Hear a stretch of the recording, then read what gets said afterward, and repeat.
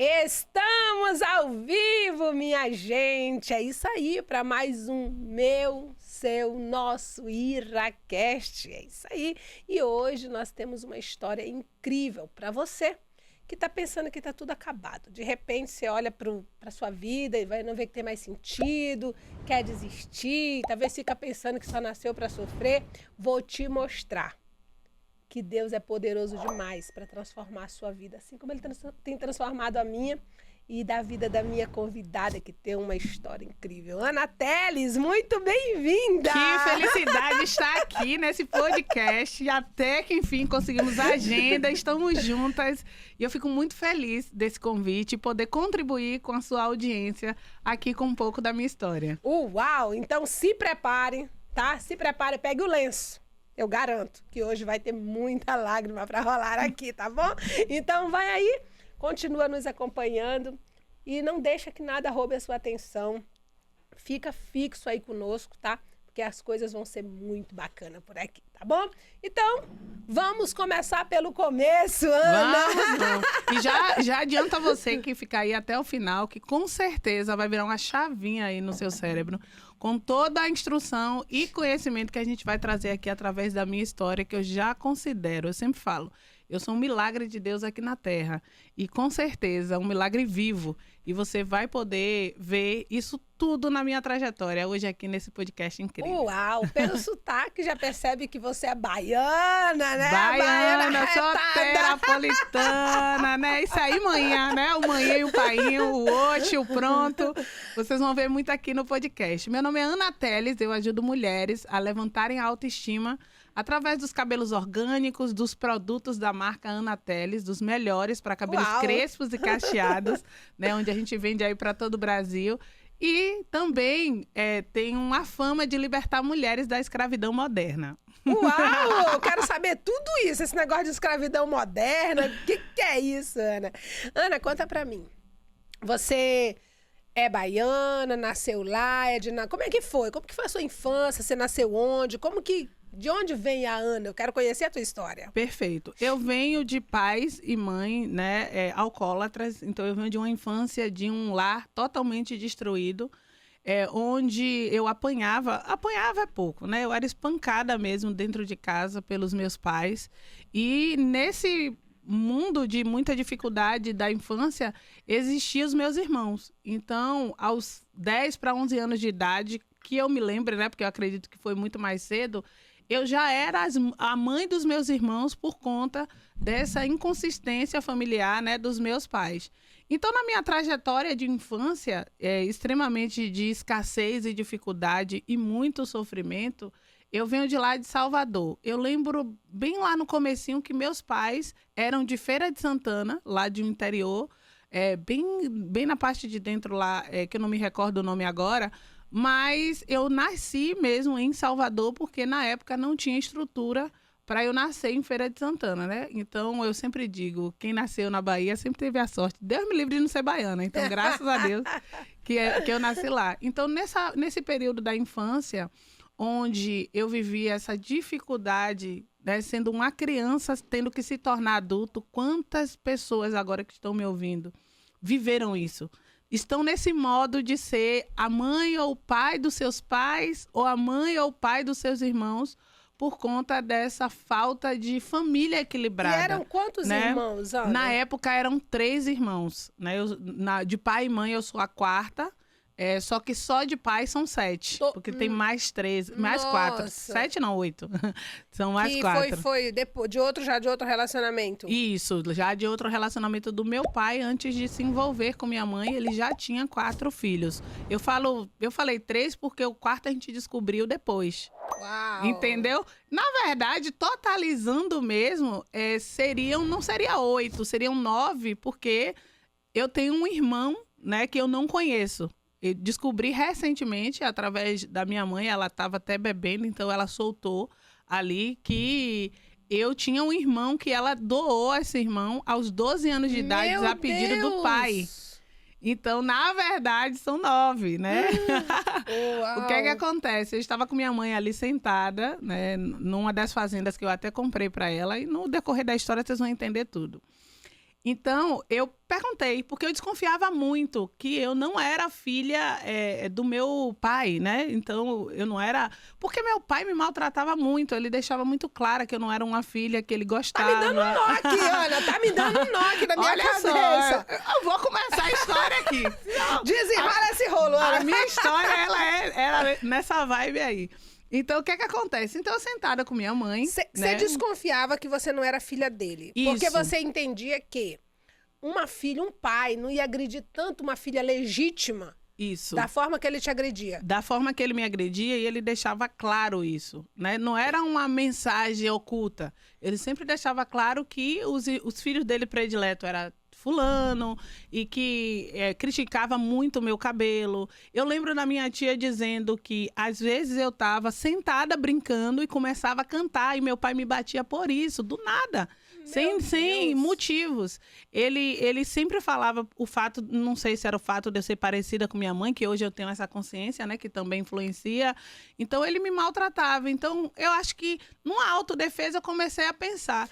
Não é possível, eu não sou filha dele. Ana, mas e a tua mãe estava onde quando ele fazia isso? Minha mãe, ela apanhava também do meu pai, né? E, consequentemente, também ela me batia, porque não tem como dar para a pessoa aquilo que você nunca teve, né? Puts. Então, a vida dela, desde os 12 anos de idade, sempre foi de relacionamentos de agressão física, né? Então, ela reproduzia isso para mim. Por quê? Eu era a filha mais velha, né, do meu pai e da minha mãe. Então, quando meu pai ia bater na minha mãe, eu ia defender minha mãe. Então, eu apanhava no lugar dela. Só que quando minha mãe também queria maltratar meus irmãos, eu me colocava na frente dela. Então, também eu apanhava por isso. Entendeu? Fora ainda a questão de que eu não consigo explicar. Hoje, mesmo olhando hoje, entendendo tudo que eles passaram, essa rejeição assim bem pontuada, e eu consigo dizer isso com muita certeza porque existiam outros irmãos que não passavam pelo que eu passava. Então, eles deixavam muito claro. Não, existia 3 irmãs e um irmão, de parte de pai e mãe. Eu recebi até uma mensagem da minha irmã agora, ela relatando, né, agradecendo por tudo que eu fiz na infância dela. Por eu ter me colocado à disposição no lugar da minha mãe para ajudar eles, porque era essa a história. Então, diante dessa história, meu pai e minha mãe, na minha infância, se separaram. Aos 13 anos ali, 12... Você tinha 12 anos. 12 para 13. Eu não me recordo bem a idade, porque como começou, eu tenho uma estrutura de mentalidade muito avançada, porque eu tive que me tornar adulta muito cedo. Então, eu não consigo me recordar com precisão da idade, eu só consigo me lembrar, assim, dos 15 para frente eu tenho uma consciência mais tranquila. Porque imagine uma criança, né, tão nova, já com a responsabilidade de adulto, de cuidar dos irmãos, da casa, né, eu tinha essa responsabilidade. E ter que não ser criança, porque eu não lembro da minha infância como criança, brincando, ou muitas vezes se eu ia brincar, minha mãe achava que eu não queria arrumar a casa, então eu apanhava também por isso. Então, eu não era me permitido ser criança. Existe uma palavra que eu sempre falo para as pessoas que me faltou nesse momento. Eu sofri agressão do meu pai, da minha mãe, tive tentativas de abuso sexual, sofri abusos sexuais, muito mais que um. Mas o que mais me doía ao lembrar da minha infância era saber que não existiu eu te amo na minha infância. Às vezes a gente tem pessoas ao nosso lado que parecem ser chatas, de tão insistentes em cuidar de você. E aí eu trago a consciência de que, imagine na sua vida faltar um eu te amo. Imagine você na sua vida, porque quando meu pai foi embora de casa e, consequentemente, minha mãe não sabia ler, não tinha instrução, não tinha emprego, trabalhava em casa de família. Eu lembro de minha mãe lavando trouxas e trouxas de roupa por menos de R$20 para comprar o pão à noite. E naquele momento eu já era a mãe dos meus irmãos, eu me tornei o pai da casa, porque eu via minha mãe passando essas dificuldades, então eu comecei a ver formas de trabalhar, de conseguir comida. Só que aí veio uma pessoa, né? Minha mãe se envolveu com uma pessoa, que essa pessoa começou a prover dentro de casa, então ela mais uma vez se virou escrava de um relacionamento agora por necessidade mesmo de comida, e essa pessoa tentou abusar de mim. Eu contei para minha mãe, ela não acreditou, deu um tapa na minha cara, e aí começa a minha história na rua. Entende? Então, ali, quando eu habitava ali naquele processo de rua, só que antes de ir para as ruas, o que é que eu pensei? Se ele fez isso comigo, ele vai fazer com meus irmãos. Peguei meus irmãos dentro de casa e levei para casa dos meus irmãos por parte de pai, os irmãos mais velhos. E de lá eu contei uma história... Peraí, calma aí, Ana, que esse negócio tá muito louco. Tá louco mesmo. Ana, você tinha 12 anos. Nessa época, entre 11 e 12 anos. Entre 11 e 12 anos. O atual marido da tua mãe, que não era o teu pai... Não, porque meu pai já tinha ido embora de casa. Ele tentou abusar de você, ele não conseguiu. Graças a Deus. Você vai contar pra mãe, a mãe não acredita. Isso. Isso é uma coisa muito comum. Naquela época, principalmente. Isso é uma coisa muito comum das mães não acreditar nas filhas. Tipo, a filha conta uma coisa e fala, não, tu tá inventando. Eu conheço história de mãe que chegou a falar pra filha, é tu que fica te oferecendo pra ele. Isso mesmo. E aí ela vai agredir a filha, e a filha começa ali a ser uma rival dela. Ela fica com raiva da filha, por causa dele. Perfeito. E eu fico imaginando como é que uma desgraçada dessa consegue fazer isso com a filha, minha filha. No mínimo narcisista. Entendo, amiga. Eu não entendo. Eu fico muito com raiva quando eu vejo isso. Porque, tipo assim, eu falo pra minha filha assim, tudo que ela me contar nesse sentido, eu vou investigar. Porque não é justo. Ela tá dizendo... A minha netinha disse pra mim, vovó, eu não quero ficar na escola. Eu sou vó, né, amiga? Desculpa com essa cara de filha. Não parece. Eu sou avó já. E ela disse pra mim, vovó, eu não quero ir pra escola, eu estou com medo. E eu já comecei a botar investigação em cima. Por que ela tá com medo, que ela gosta da escola? Ela falou assim, aconteceu isso na escola. Então, tipo assim, tem pessoas que não dão atenção pra isso. Ah, ela tá inventando. Mas não tem como uma criança de 3, 4 anos inventar uma coisa dessa. Então, você precisa ficar atento. Então, eu fico muito triste quando eu ouço alguém falar para mim assim, a minha mãe não acreditou em mim. Eu tenho sobrinhas que passaram por isso, falam assim, eu contei para minha mãe, ela não acreditou. Então, eu fui para cima da mãe. Porque eu não acho justo uma mãe ficar contra a sua filha a favor do infeliz, de um homem, que ela nem sabe de onde vem e botou dentro de casa. Eu acredito, né, olhando por essa ótica, e eu entendo totalmente a sua dor, mas existe sim uma explicação para isso, né? Não é justificar o ato, é uma explicação. Muitas mães que passam por essa situação, elas viveram isso na infância. Elas tiveram mães que não acreditaram nelas. E elas ficam... elas acreditam... E elas só vão... É aquilo que a gente já sabe hoje. Sim. Elas só vão reproduzir aquilo. Muitas dali. São frutos de abusos sexuais. Entende? Então, a gente não tem como dar para a pessoa aquilo que a gente nunca teve.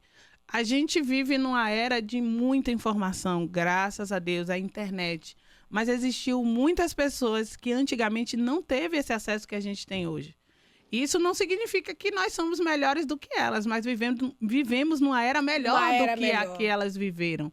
Eu não estou justificando aqui a atitude de alguém. Certo, com certeza. Mas quando eu olhei para a história da minha mãe, que aos 12 anos de idade, ela teve que abortar o primeiro filho, porque... Tu começou a entender. A obrigação, o pai obrigou ela a abortar. Depois, e ela só era uma criança com 12 anos. Aos 13 anos, ela teve outro filho. E ela teve que dar esse filho porque os pais não aceitavam em casa. Diante que foi disso, esse que você descobriu recente? Que eu não realmente não conheço, ela não quis soltar muita coisa. E outra coisa também que vem, né? Depois disso, ela teve uma trajetória de relacionamentos abusivos terríveis. Vamos só voltar aqui. Então, você presenciou isso, contou pra ela não acreditou. Não acreditou. Bateu no teu rosto e daí você tomou a decisão de ir pra rua. De ir pra rua. Morar na rua. Morar. Então, inicialmente, eu fui pra casa dos meus irmãos, levar os meus irmãos, né? Porque eu não queria deixar eles lá, porque eu acreditei que eles iriam fazer a mesma coisa. Então, eu levei para casa dos meus irmãos mais velhos. Quando eu cheguei lá, eu olhei aquela situação e eu falei, alguém tem que sair daqui. Eu lembro desse pensamento. Alguém tem que sair daqui, que era a casa dos meus irmãos. Porque estava todo mundo ali necessitado, precisando. Alguém tem que sair. Na minha cabeça sempre era assim, alguém tem que sair, fazer alguma coisa para ajudar os meus irmãos e ajudar minha mãe. Agora, acredite, quando minha mãe me deu esse tapa na cara, tu acredita qual foi o meu pensamento? Eu lembro até hoje. Eu disse, um dia eu vou ajudar a senhora a ponto da senhora nunca mais precisar de um homem para não acreditar em mim. Eu não Putz. tive um sentimento de raiva ali. Eu tive um sentimento de dor, de sofrimento, de abandono. Foi terrível. Mas eu não tive um sentimento de raiva com ela, porque eu vi ela sofrer muito. Então, eu acho que Deus já tinha me dado essa consciência de que realmente ela fazia isso pelo que ela vivia. Então, quando eu deixei meus irmãos na casa dos meus irmãos mais velhos, eu realmente pensei assim, não, alguém tem que sair. Inventei uma bela desculpa para minha tia, dizendo que eu tinha conseguido um trabalho e tal. Minha tia confiava muito em mim, porque, como eu disse, mesmo com 15 anos, 12, 13 anos, eu já tinha uma cabeça muito de 30. Então, eu peguei e saí. E só que eu não tinha lugar para ir. De verdade, eu morei na rua. Ali no Pelourinho, quem é de Salvador sabe, embaixo da prefeitura, foi em torno de 2 anos. O engraçado é que, nesse período, o que é que eu levo de aprendizado, assim, maravilhoso? Primeiro, minha conexão com Deus, porque eu conheci Deus ao contrário. Eu não conheci Ele através de uma instituição. Eu vivi e vi os milagres dele enquanto eu estava na rua. E depois disso, eu percebi que existia um lugar que eu podia me conectar ainda mais com Ele. E a terceira coisa, todo o meu poder hoje de comunicação e de conseguir visualizar a alma das pessoas através do olhar, eu adquiri nas ruas. Nas ruas, eu usei o poder da comunicação para conseguir as coisas, né? Eu tinha aprendido a fazer... O que você fazia na rua? Como que você sobrevivia na rua? Vamos lá. Na rua tem um detalhe, né? A gente é invisível. A gente existe, mas não existe. Aos olhos das pessoas, você é como se não existisse. É assim, parece que as pessoas, quando passam e veem um morador de rua, elas não querem ter a responsabilidade de poder fazer nada. Então, é como se elas fingissem que a gente não está ali. Eu não vou perguntar, não vou me envolver, porque vai que a pessoa me peça alguma coisa, eu não... Isso aí. Talvez eu não possa ajudar e tal. Então, é isso que eu percebia do pensamento das pessoas. Então, nesse processo, o que é que eu comecei a fazer? Então, eu não vou transparecer que eu moro na rua. Consegui uma peça de roupa, eu lembro de uma saia marrom até hoje. Consegui um Herbíssimo na época. O que é isso? Herbíssimo é um desodorante, Herbíssimo. Quem é de Salvador sabe o que eu tô falando. E um leite de rosas. Pronto, um leite de rosas. Era exatamente isso que eu tinha na bolsa. E aí eu tomava banho na praia ou então nos banheiros. Eu até estava brincando esses dias com meu filho. Gente, vocês sabem que eu consigo tomar banho com uma garrafinha eu também, de água mineral. Eu vou dizer que eu vou estar com aquele banho incrível, mas eu digo que eu consigo tomar banho com aquele negócio. Lava os pontos críticos, gente. Isso. Quer tomar banho? Lava os pontos críticos. E a água do mar é bom, que ela tem uma areinha, aí você passa ali nos dentes, vai improvisando e lava a roupa no mar. E então dá pra usar mesmo o próprio dedo, né, amiga? Carinha. Então a gente vai se virando. Aí o que eu fazia, né? Então eu digo, eu não preciso dizer que eu moro na rua. As pessoas não precisam saber disso. E aí eu ia me comunicando com as pessoas, ia falando com as pessoas à noite, porque o Pelourinho não dorme. Eu não sei hoje, mas o Pelourinho não dormia. Então, à noite tinha festa até pela manhã. Então, eu ia me comunicando, aprendi a dançar forró, porque tinha um grupo de forró que ia toda terça-feira da bênção lá. Então, eu aprendi a dançar forró porque para socializar, para mostrar que eu conheço alguém, sabe? Por quê? Eu não queria nem me prostituir, nem usar drogas, nem roubar, porque eram os 3 caminhos que eu via que as pessoas não voltavam. Olha a consciência que Deus já me trazia de ver o resultado do outro e, a partir disso, tomar minhas decisões, porque era isso que eu fazia. Gente, ela tem que ir pra NASA ser estudada. Então, não é normal. Eu falava, esse pessoal aí não dá muito certo, não volta, às vezes morre, e aquela coisa, então eu não quero isso pra mim, porque eu pensava isso? Existia uma frase que minha mãe dizia quando eu ia pra escola, preste atenção nisso, talvez seja a primeira vez que você vai ouvir o que eu vou dizer aqui, e isso vai trazer uma consciência da ignorância que você faz com seus pais e que eles não merecem. Minha mãe, toda vez que eu ia para a escola, principalmente quando ela estava muito chateada, ela dizia, tomara que um carro passe por cima da sua cabeça e nunca mais você volte. Meu Jesus. Então, quando eu via as pessoas passarem aquela situação de usar droga, né, de fazer aquelas coisas e terem situações críticas, só que me chamava a atenção um detalhe, muitas vezes alguém aparecia. E eu sabia que se acontecesse algo comigo, minha mãe não iria me buscar. Então, eu tinha que ter a consciência de me proteger ao máximo possível. Então, era essa a minha consciência de não me envolver com essas coisas. Porque eu dizia, ali, o cara ali que deu uma overdose, do nada aparece um familiar E aí eu digo, mas eu não vou ter isso. Minha mãe não vem me buscar, então não posso vacilar. Entende? Então era essa a minha consciência nas ruas. Se autoproteger. Isso, de autoproteção, de sobrevivência. Outro detalhe, eu dormia muito embaixo de caixas, né? Por quê? E perto do lixo. Porque nas ruas, a noite é extremamente perigosa. E você não dorme à noite na rua. Por isso que você vê muitas pessoas, moradoras de rua, dormindo de dia em um lugar muito agitado. Porque ali é uma proteção. Porque tem gente passando, então ninguém vai fazer uma maldade explícita, né? Porque tem muita gente passando. Já à noite, não. À noite você já presencia gente que queima, joga gasolina, maltrata mesmo, gratuitamente. Nossa. Então, à noite, realmente, o morador de rua não dorme. É muito forte. Ele não dorme. Por isso que vocês vão ver muito de dia eles dormindo ali. E aí, nessa questão, existia normalmente a gente via grupos de jovens drogados que paravam no carro do nada e começavam a fazer maldade. Então, por isso que eu dormia no papelão, perto do lixo, para ser confundida com lixo. Então, eles meio que acharam que não tinha uma pessoa ali. Em uma dessas situações, eu vivi de ver a maldade vindo diante de mim. E eu lembro claramente, eu pedindo a Deus, Senhor, me deixa invisível, não deixa com que eles me vejam. Uau. Porque eu já tinha vivido, né, uma situação de estupro de 10 homens, já tinha vivido outras situações de estupro nessa trajetória. Mas, Ana, quando você fala do estupro, você foi literalmente violentada? Literalmente. Por 10 pessoas? Literalmente. Por 10 homens? Não foi por 11, porque eu lembro de um que não fez o ato. Eu lembro dele falando que não ia, que os caras estavam malucos, como é que ia fazer isso com as crianças. Mas ele também não te protegeu? Não, ele foi embora. Bateu a porta e foi embora. Então, um sequenciado do outro? Com certeza. Meu Deus, Ana. E você tinha quantos anos? Aí eu tinha, no máximo, esse fato, eu ainda morava na casa dos meus pais. Então, eu devo ter ali 11 para 12 anos. Porque nessa época, meu pai já tinha ido embora. Entende? Então, no máximo 12 anos, estourando, não era menos que isso, não. Você lembra, você ficou consciente em tudo isso? Você chegou a desmaiar? Você chegou a perder o sentido? Eu não lembro se eu perdi o sentido, porque, assim, num momento como esse, né, só quem viveu sabe, a gente cria um sentimento de desespero, né? Porque, acredite, no momento é como se você não sentisse nada, porque você está tão desesperada ali, que a sua cabeça te leva para um outro lugar.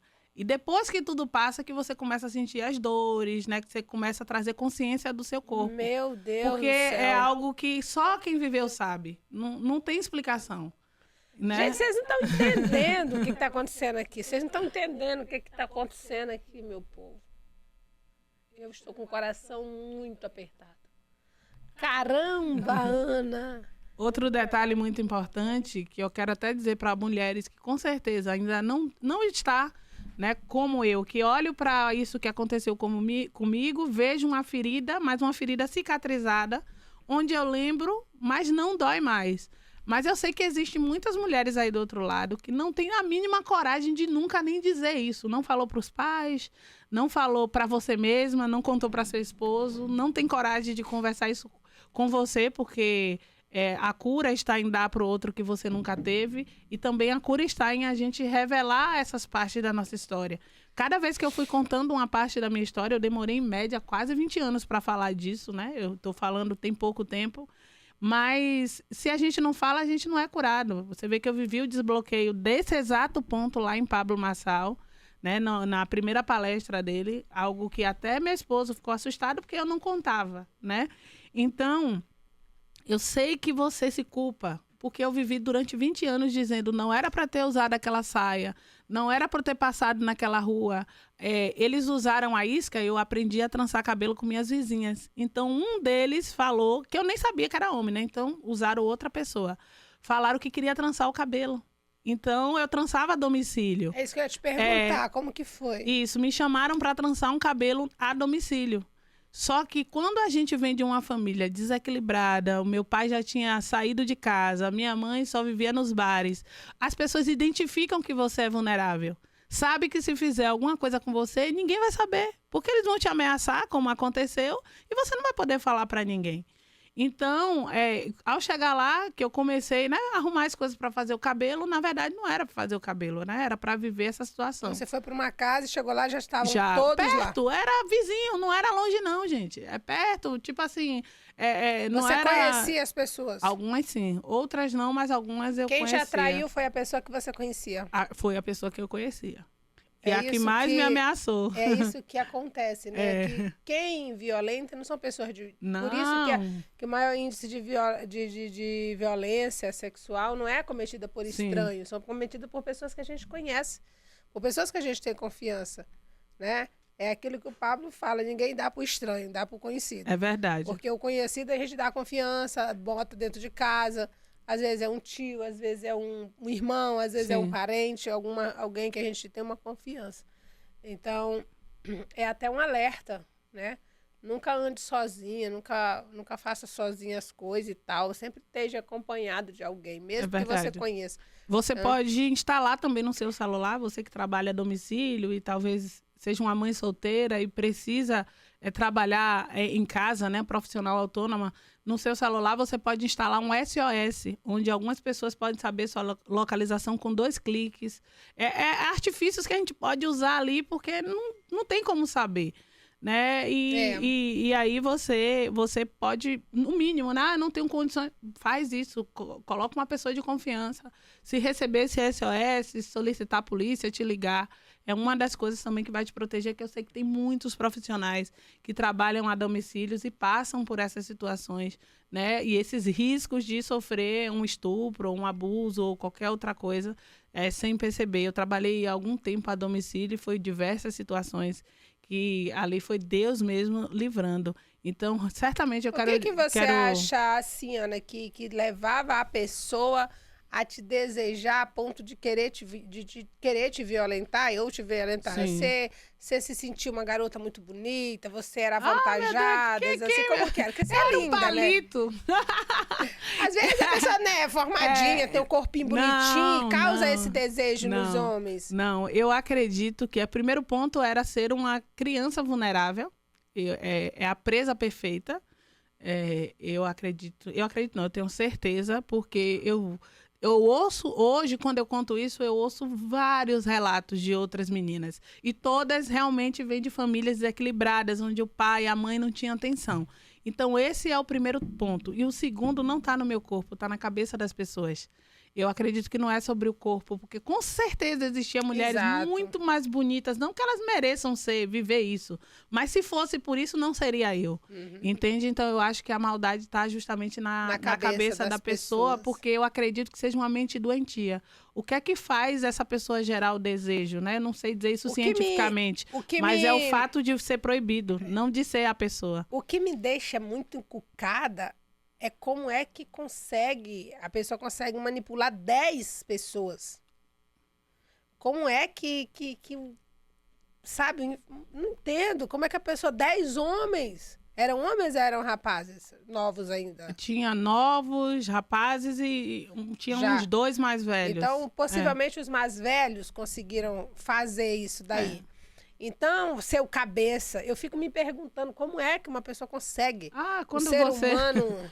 Como o Pablo Marçal mesmo fala, né? Quando você está num propósito unitário ali, todo mundo unido, você consegue fazer o que você quiser, inclusive coisas ruins. Então, eu acredito, e não sei fazer essa explicação, mas todos estavam no mesmo propósito e era comum para eles fazer isso. Porque certamente eu não fui a primeira e também não fui a única. Com toda certeza. Porque se já existia essa quantidade de caras ali com esse pensamento, já deve ter acontecido. Para eles era uma diversão. Diversão, com isso, com certeza. Entende? Então, Ana, aí você passou esse tempo, você dormia lá pertinho do lixo para ser confundida com lixo, para que as pessoas não viessem abusar de você durante a noite, não ser violentada. Durante o dia você ia lá na praia, tomava um baninho, se limpava, ia procurar emprego, ia fazer o quê? Você estava nesse nível ainda agora que a gente falou, nesse ponto? Eu tinha aprendido a fazer tranças com a vizinha, né? Ela até mora em Minas Gerais hoje, é minha aluna até hoje. E esse fazer tranças, eu começava a falar às pessoas, conversar com as pessoas e fazia tranças em troca de comida, de roupa, né, de sapato. Às vezes eu chegava na casa das mães que tinham as filhas de cabelo crespo, maravilhoso, e eu sei que a maioria dizia que dava trabalho para cuidar, e aí começava a trançar o cabelo para esperar o horário do almoço, para eu almoçar. Então era esse artifício, eu usava esse serviço como uma moeda de troca. Emprego, de verdade, eu nem achava que eu poderia ter, porque existia muito relato das meninas. E eu não tinha documento, né? Então não tinha como ter emprego. Não tinha documento, na época não tinha celular. Então nem me via a cabeça de procurar emprego. Eu nem achava que eu seria aceita. Então eu realmente trocava pelo serviço que eu fazia, até que eu conheci meu esposo, né? Ainda já tinha alugado uma casa, já recebi um dinheirinho na época, já estava de casa alugada. Já estava com quantos anos? Aí eu já estava com 16 anos, por aí. Então 16 anos. Então você arrumou o seu esposo já com 16 anos? É bem novinho. E é aquele bonitão que tá ali? Bonitão, Fernando. Aê! Depois o Fernando tem que me contar como foi que ele se apaixonou por essa morena, moradora de rua. A história ele conta bem legal. Ele vai contar. Depois a gente vai marcar. Vou ter que chamar ele aqui só pra contar essa continuação. Ó, se você quer ouvir a parte 2 dessa história, na ótica do meu esposo, bota aí no comentário, parte 2. Quero ouvir o esposo, que ela vai trazer aqui. Vou trazer ele aqui, que eu sei que ele também tem uma história muito bacana. E Deus não une pessoas, Deus une propósito. Então ele estava num propósito, seja no outro, então se juntou para vocês ser essa potência. Ana, aí você alugou casa, casou. Foi. E aí foram ali construir uma vida. E como que deu essa virada? A virada de chave. Vamos lá pra virada. Eu quero saber da virada. Eu tô aqui, né? Chega hoje, de tristeza, gente. Hoje agora a gente vai ver a virada. Parte 2 aí da... A parte 2. Na minha virada, conhecendo meu esposo, ele tinha a casa própria dele, né? A gente começou a morar junto, então eu deixei minha casa de aluguel. E aí ele trouxe a consciência do que eu fazia era um negócio. Eu tinha criado uma técnica de aplicação de cabelo orgânico, porque meu cabelo era muito sensível, doía muito, e eu sofria muito bullying na escola por conta do meu cabelo. Então, eu tinha uma autoestima destruída e a partir dessa técnica aumentou a minha autoestima. Só que na minha cabeça era algo que era só para mim, né? Usar para resolver um problema capilar meu. E aí ele ia me dizendo, o que você faz é muito interessante, é diferente das outras técnicas. Você poderia vender isso aí poderia ser o seu negócio. Então... então o cérebro, aí o cérebro empreendedor veio dele a ideia. Dele, Uau! Porque no começo eu já empreendia, mas eu empreendia por sobrevivência e não por fazer mesmo daquilo um negócio e crescer, né, financeiramente. E aí comecei a trançar cabelos, a ofertar o meu serviço e começou a era do Facebook. Eu postava antes e depois. Isso era quando, Ana? Ano? Não lembro o ano, mas eu lembro que eu tinha 16 anos. Hoje eu tenho 33. O que é que acontecia? Aí eu postava no Facebook antes e depois e começava a receber clientes de outros lugares. Não tinha WhatsApp ainda, era ligação ou telefone mesmo. E aí eu começava a receber clientes do Brasil inteiro para fazer essa técnica de aplicação. Vai lá no YouTube e coloca como fazer um enrolado 3D. Você vai conhecer a técnica no meu canal Ana Teles, com 2 N's e 2 L's. E aí recebia, né, clientes. Eu atendi sozinha, mas foi 23 pessoas sozinha. A última vez que eu atendi sozinha nessa época. E passei mal, né, porque eu fui quase 24 horas atendendo gente. E eu não tinha noção da proporção que a técnica estava tomando. E aí comecei a contratar outras meninas. Qual o critério que eu usei, né? Porque a nossa empresa hoje ela tem um propósito de levantar a autoestima de outras pessoas e libertar pessoas da escravidão moderna. E uma dessas escravidões é a falta de oportunidade no mercado de trabalho a partir da sua aparência, de mulher preta principalmente. Então, o sonho das meninas da minha comunidade era trabalhar em shopping. Só que o shopping tem um padrão, né? Não sei se hoje é assim, mas antigamente tinha um padrão para trabalhar no shopping, que não era um padrão que a gente possuía. Então, eu peguei essas meninas, comecei a treinar a técnica e comecei a empregá-las, né? Porque o cabelo que o shopping dizia que não era o padrão, para mim era o padrão. Porque quanto mais o cabelo crespo, destruído, para mim era ótimo, porque ela ia chegar, eu ia resolver isso e as pessoas iam ver a diferença. Então, eu comecei a empregar. Fiz uma sociedade que me rendeu, na época, até um prejuízo, porque eu entreguei o meu conhecimento na mão de alguém, né? Eu não acreditei no meu potencial, acreditava que o fato dessa pessoa ter faculdade, de ter estudado, ela ia expandir o meu negócio. Caramba, hein, Ana? Só que ela não tinha experiência do negócio. Então, eu entreguei na mão dela e a gente quase faliu e teve um prejuízo aí de mais de 100 mil, né? Eu falava 40 mil, mas depois a gente descobriu que foi mais de 100 mil reais. E pronto, fiz essa sociedade, desfiz, levantei o negócio e hoje a gente tem salões lá em Salvador e dentro dessa necessidade eu atendi pessoalmente 10 mil mulheres de cabelos crespos e cacheados. Caramba, então eu adquiri uma meu. sabedoria e um conhecimento desse tipo de cabelo. Criei um produto, né, nossa fórmula mágica, os produtos Anateles, Melcola Anateles, dos nossos Levins, que traz realmente solução ao fio do cabelo e traz definição imediata sem nenhum tipo de química.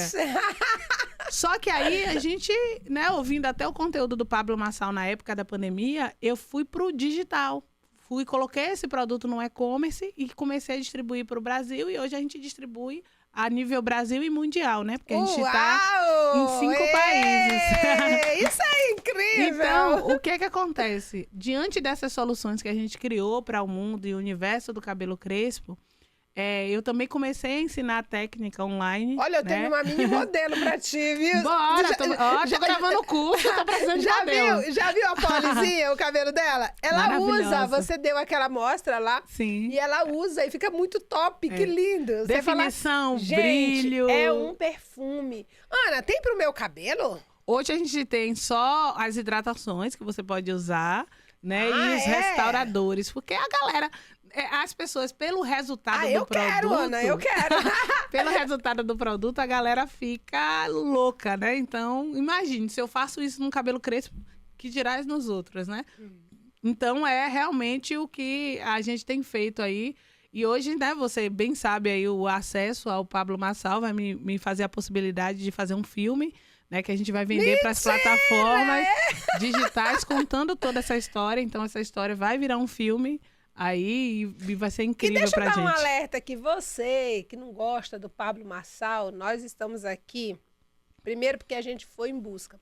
E segundo porque tem esse homem chamado Pablo Marçal, que um dia resolveu meter a cara e acreditar e tem transformado milhares de vidas com a mensagem que ele carrega. A minha, a da Ana, entendeu? Por quê? Porque o que ele tá falando faz muito sentido, entendeu? Então não é...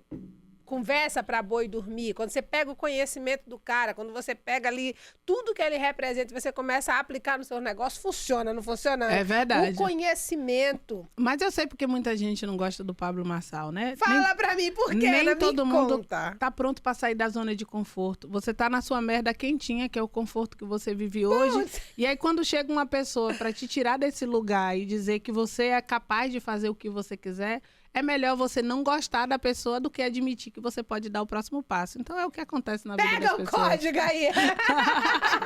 Então, tá tudo bem de não gostar. Tá tudo bem. A gente gosta, né, Ana? A gente gosta. Fica tranquilo. Então, Ana, cara, assim, que história. Que história. E aí, eu tô sabendo que você mudou pra Alphaville, né, Ana? Alphaville. Há um tempo, eu já queria estar aqui em São Paulo, porque eu trabalho muito com fábricas e aqui tem muitas fábricas que eu preciso para o meu negócio para expandir. Porque vir para São Paulo não é uma questão só de, vou morar em São Paulo. É uma questão de oportunidade, de você estar onde acontece. Nós estamos na maior cidade do país. E a nível de distribuição, São Paulo é a melhor do Brasil. Enfim, então, para quem realmente quer ter sucesso, tem que vir para cá. Não tem outro, não tem como... Entendeu? Porque você precisa estar nesse meio aqui. É verdade. E eu diria ainda mais, você pode até ter sucesso em outros lugares, porque, né, em Salvador a gente é uma referência, mas quando chega um momento que você quer expandir, onde você está já fica pequeno. É pequeno não é porque o lugar é pequeno, é porque você precisa realmente de outros braços para fazer a sua empresa escalar. E São Paulo, a facilidade que a gente tem de achar as matérias-primas, de achar os profissionais que a gente precisa, que muitas vezes não consegue achar na nossa cidade, de expandir a questão da distribuição a nível Brasil, porque aqui a gente consegue distribuir com muita mais facilidade para o Brasil, você percebe que quando a sua empresa chega em um nível, você precisa vir para cá. Outro detalhe também, que é muito importante, é que São Paulo é a Alphaville, vou dizer especificamente, é a cidade do digital.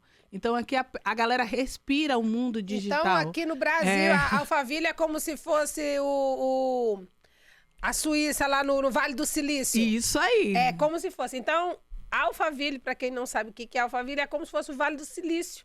Tá? Perfeito. É onde estão os maiores milionários, onde está assim, o digitalzão mesmo aqui. Então, quem realmente quer explodir mesmo tem que estar conectado aqui. É verdade. Eu estou aqui cheguei aqui em agosto, né?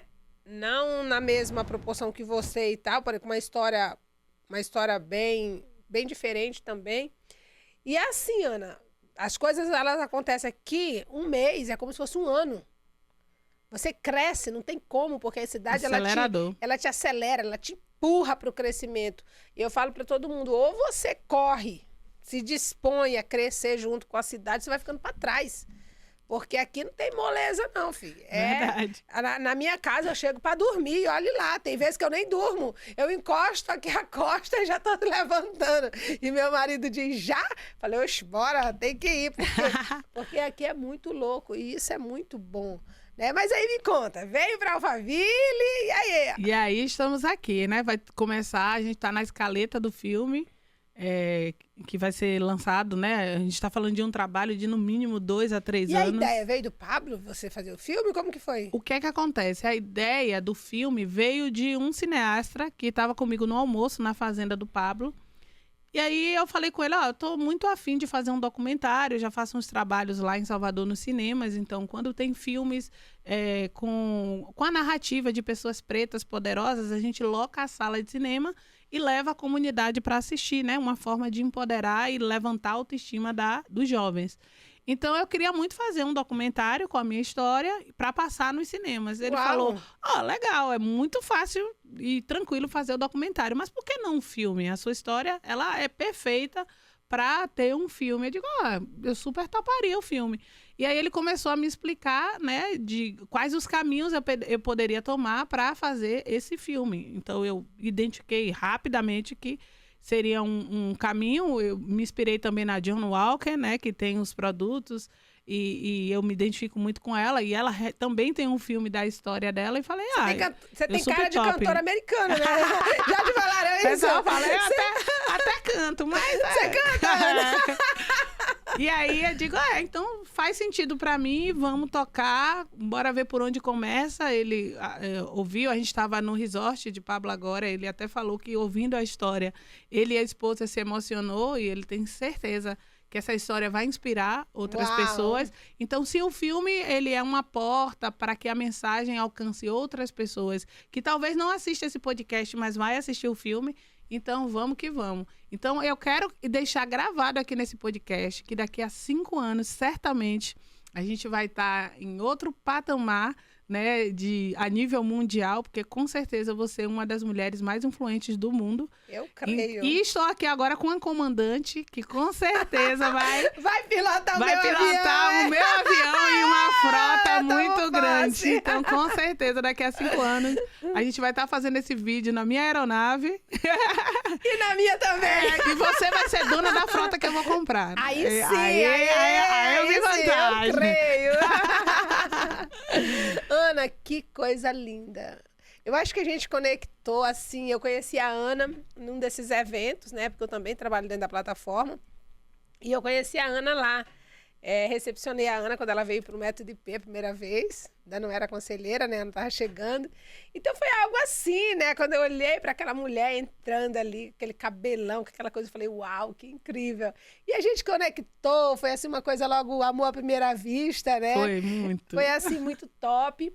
E daí a Ana já ficou nos conselheiros e eu comecei a ouvir a história da Ana. Fiz questão de ela estar aqui hoje e realmente é uma história inspiradora e com certeza ela será uma mulher muito influente, a mais influente, sim, dessa era, desse tempo na vida de pessoas. E depois que ela não estiver mais aqui, a história dela continua porque ela está documentando. E eu vou fazer o mesmo, Joana, vou documentar a minha história, porque Isso. a única coisa, o único livro que as pessoas vão... A maneira das pessoas saberem da Iracy que existiu, que passou por essa terra, que deixou um legado, é através dos livros, é através da gravação, através de um documentário.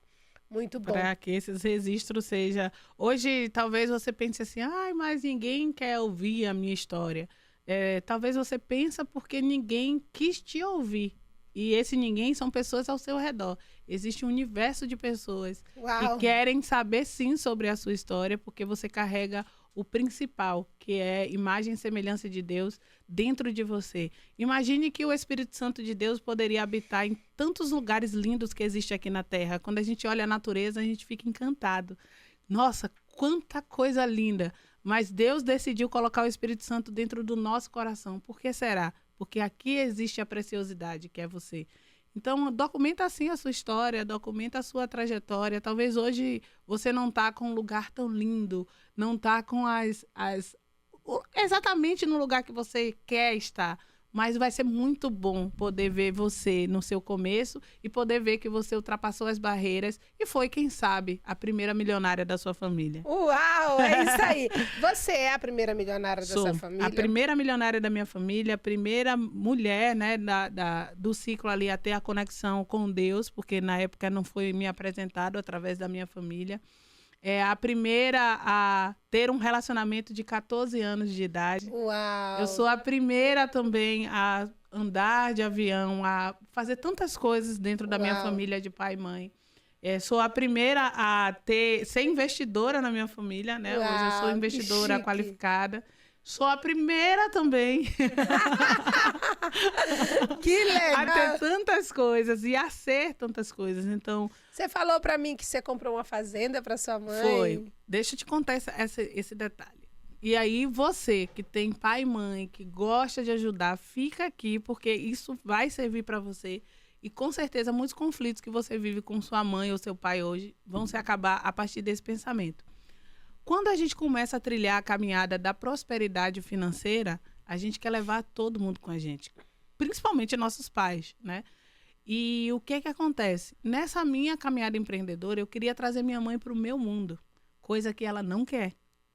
E aí eu fiz um esforço, comprei essa fazenda no intuito de fazer a casa para ela e ela não gosta. Ela não se vê dentro de um condomínio de luxo. Ela não se vê num condomínio cheio de regras. Ela até se vê na casa, mas ela não se vê nesse ambiente. E aí eu entendi isso no caminho e falei, não, eu vou dar para minha mãe exatamente o que ela quer, que é a casinha dela, no interior, com os vizinhos que ela conhece, que ela já sabe andar, que ela não precisa apertar botão. É essa a vida que ela quer. Só que você entra num conflito. Nossa, mas esse não é o melhor para minha mãe. O melhor para ela é o que ela quer, não o que você quer. Isso é muito importante, porque às vezes a gente quer trazer ela e ela não quer. Ela não quer essa vida. Inclusive, eu deixaria minha mãe extremamente depressiva se eu colocasse ela nesse lugar, com certeza. Então, aí hoje eu tenho um patrimônio, tá lá, e tem outros também. Eu gosto de investir em imóveis, então, para mim, não foi uma dor. Mas a melhor coisa de ter comprado a fazenda foi entender que eu iria por um caminho que ela não queria estar. E amar as pessoas é deixar elas livres para ser o que ela quiser. Uau! Não é? Então, eu deixo minha mãe viver a vida do jeitinho que ela quer, sem culpa de que ela poderia estar num lugar melhor, onde eu imagino que poderia ser o melhor para ela, mas que ela seja feliz. Às vezes, você está aí trabalhando para dar um carro à sua mãe e ela só queria que você fosse visitá-la no final de semana.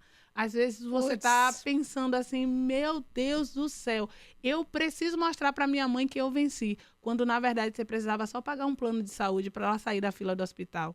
Então, é melhor analisar com os olhos de quem passou uma vida inteira não tendo o acesso que você tem e entendendo o que é que faz ela feliz. Porque sucesso para cada pessoa é de um jeito. De um jeito. Então, se quer ter sucesso com o relacionamento dessa pessoa, entende o que é sucesso para ela, entrega isso para ela e tá tudo bem. Hoje eu aposentei minha mãe, né? Eu trilho uma caminhada como investidora de aposentadoria, mas eu consegui aposentar minha mãe primeiro. Uau! Então, hoje, que é uma das coisas, né? Sou a primeira a aposentar alguém da minha família. Eita, glória! Isso é muita bênção! Então, hoje ela recebe o salário dela, tem os benefícios dela e ela pode escolher o que ela pode fazer. Ela acorda, imagina, minha mãe ama trabalhar, tá? Ela não é nem aquele tipo de pessoa, vou ficar lá só recebendo. Não, ela ama trabalhar. Mas ela não precisa mais fazer isso com pura humilhação, sabe? Por necessidade. Para ela já é uma diversão, ela é o lifestyle dela. Isso, ela gosta. Minha mãe tem 15 anos, velho. Você vê minha mãe, ela gosta de dançar, ela gosta de festa. Eu sou a velha, sabe? Porque ela gosta, ama dançar, gosta de se divertir, botar o shortinho dela. Uau. E aí é a vida dela, é o que ela quer e tá tudo bem. E aí eu trago também outro alerta, né, pra você. Não tenha vergonha dos seus pais. Eu vejo muita gente que tem vergonha das mães que são, assim, alegres, sabe? Que minha mãe não teve infância, então agora, pela tranquilidade financeira, ela quer viver a infância que ela não teve. E tá tudo bem. E deixa ela. Se ela chegar aqui, você botar uma música, ela vai dançar, ela não tá nem aí. E tá tudo bem, entendeu? O importante é que a gente seja feliz, consiga se relacionar. A cura está em dar pro outro que a gente nunca teve, tá tudo ela bem. conseguiu se realizar como mulher feliz, ela conseguiu um outro parceiro, hoje ela tem uma vida mudada, ela é realmente amada por alguém. Como que ficou essa história dela? Essa história dela, né? No primeiro momento, ela começou me colocando no lugar das pessoas que ela poderia se relacionar, né? Então, quando ela viu que eu virei para ela uma pessoa que traria a ajuda financeira, né? Ela começou a me colocar nesse lugar. Depois eu comecei a trazer a consciência que não, que ela precisa se relacionar, que ela precisa viver a vida dela. Ela tem, meu Deus, eu nem sei se eu posso falar isso aqui no podcast, mas eu acho que minha mãe tem mais de um namorado. Ai, meu Deus do céu, olha o que eu tô te dizendo, certamente, porque tem um que eu conheço que é a média oficial, e tem um outro lá que fica no telefone dela, então abafa o caso. Aí o que acontece? Ela vive essa vida dela de se relacionar com quem ela quer, entendeu? Ana, quantos anos ela tem hoje? Hoje ela tem 55 anos. Ah, ela é uma menina! Tu olha pra ela, tem cara de 20. A minha mãe é maravilhosa. Então, ela vive nessa lifestyle dela aí, da vida dela livre, das festas. Lá em Salvador eu sou muito conhecida. Então, quando ela tem qualquer festa, ela se acabando de dançar nos palcos, dos pagodões, a galera, os meus seguidores começam a mandar vídeo. Eu digo, meu Deus, é minha mãe. E aí, quando ela se acaba de dançar, gente, ela ainda diz, eu sou a mãe da Ana Teles. Eu digo, não... E eu começo a receber vídeo de tudo quanto é lado. Caramba! Porque essa é Joselita Teles. Beijo, ela é essa dona daí. Joselita! Ela gosta. E aí, tem gente que tá bugando a cabeça agora no podcast. Como assim? Essa é a mesma mãe que a Ana tava falando no começo do vídeo? Não entendi nada. Ou é outra mãe? Me explica esse negócio. Gente, eu aprendi com Jesus a perdoar. Porque ele me perdoou. Uau! Quando eu olhei para a trajetória dos meus pais, eu entendi que nós somos vítimas de outras vítimas. Puts. E eu perdoei a minha mãe, sim. E quis honrá-la. Eu poderia, muito bem, eu tinha todas as desculpas do mundo para dizer assim, eu honro a senhora, perdoei a senhora, mas a senhora lá e a senhora cá. Porque perdoar não é amar. Amar é construção. Perdão é liberação. Uau! Então, eu liberei ela para ela ser o que ela quiser e curar as feridas dela. Mas eu aceitei e resolvi honrá-la. Não só gente, financeiramente, mas com ela na presença na minha vida. Então, hoje, minha mãe é totalmente transformada. Porque eu percebi, cara, minha mãe não me deu amor porque ela nunca teve. Então, eu vou ensinar ela o que é amar. Uau! Então, eu perdoei sim, ela vem na minha casa a hora que ela quiser, ela tem a estrutura dela, eu faço questão dela não se preocupar financeiramente com isso, porque hoje eu tenho 33 anos de idade e tem muita gente que diz, eu honro meus pais. Mas, cara, tu tá com 30 anos aí dependendo deles. Deixa esse dinheiro da tua mãe para ela viver a vida dela, realizar os sonhos que ela teve que abortar por ter você. Então, eu acho que quando a gente prospera de verdade e a gente tem a nossa independência financeira, a gente liberta nossos pais da escravidão moderna. Uau, uau, uau! Cara, eu não quero sair daqui, tá muito bom! Eu tinha certeza que eu ia me divertir muito. Ai, tá sendo incrível. Eu tinha certeza que eu ia... Nossa, que vinha assim uma dopamina louca hoje de felicidade. Eu já Ana, imagino os cortes aí. Não, vai dar o que falar, vai ser muito top, viu? Se depender da gente, né, Ana? É verdade. E vamos ter que gravar mais vezes, né? Pra falar mais coisas. Vamos que vamos. Ana, nosso tempo tá findando aqui. Que pena. Assim, muito natural. Acabou. It's over. Estamos finalizando. Mas deixa eu só te perguntar uma coisa. Você já fez viagens internacional? Já fiz 5 países, né? Paris, eu fiz uma Eurotrip, né? A primeira viagem. Muito chique essa Ana. Olha aqui, ó. Foi em novembro desse ano, é Eurotrip. O símbolo do meu sonho. É. Aí eu fui Barcelona, Madrid, Londres, deixa eu ver, Paris, né? Que eu já falei, e Portugal. Que Aí top. foi 5 países que eu fui, agora eu vou para China, vou Itália em março. E a gente vai viajar o mundo, né? Porque Deus eu abençoe, acredito que a melhor versão, a sua melhor versão vai te fazer voar. Como eu tô ativando muito e tirando essas camadas do passado, ressignificando e ativando minha melhor versão, o mundo é a minha casa, né? Uau, é sobre isso. Ana, continua olhando para essa câmera aí, dá assim aquele recadão para o povo. Fala aí que tá no teu coração, que você gostaria de transbordar mais na vida das pessoas. Eu tenho para dizer para você, desista. Muita gente fala, você não pode desistir. Desista sim dessa pessoa que está aí deprimida, dessa vida que você tem de não prosperar, dessa dor que existe dentro do seu coração que faz você maltratar os seus pais. Desista dessa versão que existe hoje em você e que não te faz feliz. E comece a entender a sua essência, que é mais simples do que você imagina. Talvez a sua cabeça tá bugada aí, porque você está complicando uma coisa que é simples. O que é simples? Ser você. Usa a condição que você tem hoje e avança. Começa com o que você tem. Perfeccionismo só serve para deixar a gente pobre. E a mesma coisa é quando você se importa com o que as pessoas falam de você. E são pessoas que não construíram metade do que você quer construir na sua vida. Você é capaz, é possível todas as coisas naquele que nos fortalece. Eu não estou aqui para confrontar o que você pode fazer. Eu estou aqui para mostrar que é possível, porque eu me considero um milagre de Deus. E se você crê, você também vai ser. Uau, gente, que recado é esse? Pessoal, esse é o IraCast. IraCast dando voz à sua história. Um dia eu sonhei com isso. Caramba. Eu sempre falava, eu tenho uma história que o mundo precisa conhecer. E toda vez que eu conto a minha história, toda vez as pessoas dizem, nossa, que história, você tem que contar mais a sua história. E eu tô aqui para contar a história. E quando eu percebi que não é mais sobre mim, Ana, não é mais sobre você. Você já está curada. A sua história está pronta, você já passou por ela. Agora é sobre as outras pessoas. Verdade. Agora as pessoas serão curadas com a tua história. Quando você conta a sua história vai impactar outras vidas e serão curadas através. Eu percebi. E eu só percebi isso esses dias. Sabia? Quando eu entendi que não é mais sobre a Iraci. Não é mais sobre a minha dor, a minha não. É sobre pessoas. A minha história vai mudar vidas. Eu estava recentemente no La Casa. Você foi no almoço, né? Lá no La Casa. Foi top. E eu estava com as mães, eu estava cuidando das mães, dos meninos ali, a gente estava servindo e tal. E eu percebi algo assim, Deus preparou algo para mim. Eu cheguei no refeitório, onde elas estavam tomando café, e estavam 13 mães. Mais o pessoal da cozinha e mais algumas pessoas estavam em volta. E elas estavam sentadas como se elas tivessem combinado. Elas estavam tomando café. E eu cheguei, dei bom dia para todo mundo, abracei todo mundo e tal. E uma mãe falou assim, Iraci, conta pra nós a tua história. Nós sabemos que tu tens uma história. Tava tudo pronto, o cenário tava pronto, Ana. Até o filmmaker tava pronto, eu não sabia. Então eu me coloquei ali, comecei a contar. Daqui a pouco as mulheres chorando, daqui a pouco as mulheres, sabe, ali naquela coisa, daqui a pouco fizeram um círculo, vieram me abraçar, falou a tua história, me ajudou a tomar decisão e tal. E eu entendi que não era mais sobre mim.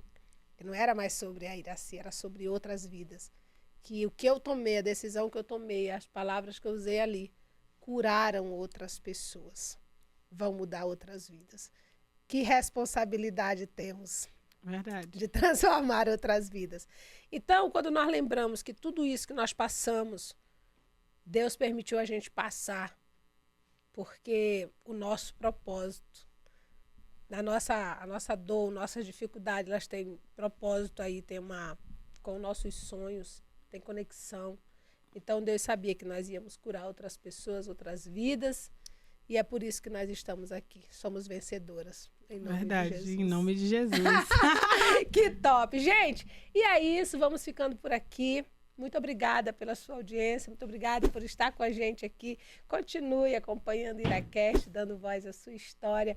Um beijo no coração de todos. E é isso. Obrigada, Até a próxima. Ana. Obrigado! Obrigada, gente. Um abraço.